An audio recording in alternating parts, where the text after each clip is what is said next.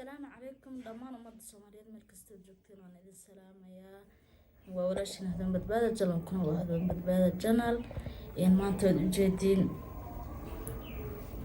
tarjumaada ma iska taqaanin Soomaa 26 June ayaan maanta joognaa horta dhammaan umada Soomaaliyeed waan u hambalyeynaya 26 June ayaan u hambalyeynaya si gaar ah waxaan u hambalyeynaya shacab weynaha reer Soomaaliland maadaama ay tahay maalinta ay ka xoroobeen gumaystiga Ingiriiska waxaan leeyahay hambaliyo mar waliba waxaan leeyahay hambaliyo waxaan leeyahay sanad guuro wacan oo wanaagsan waxaan leeyahay Ilaahay idin garab galo meel kasta oo dunida ka joogtaan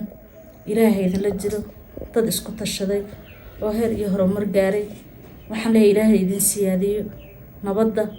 iyo farxadda iyo isku tashiga aad samaysateen waxaan idin leeyahay hambaliyo maadaama ay maanta tahay 26 June inaan mar hore duuba ayay ahayd laakiin arrimo yar ayaa iska geystay marka haddana way ii ahaan weysay inaan ka haro sidaa darteed waxaan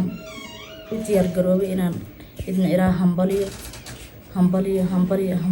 Soomaali meel kasta joogtaan waxaan leeyahay hambaliyo 26 June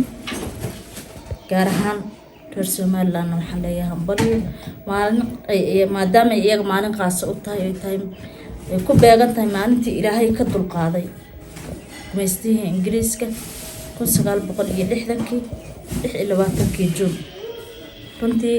waa taariikh aan marnaba la hilmaami karin qof kasta oo damiir lana qalbigiisa ku qoran mid joogay iyo mid aan jooginba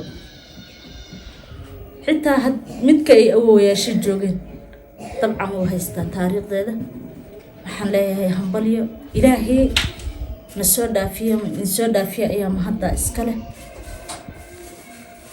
waxaan idin leeyahay mar kale hambaliyo maanta hadal kale badan ma wado waxaan idin leeyahay mar walba hambaliyo. Assalaamu calaykum waraxmatullaahi wabarakaatuh.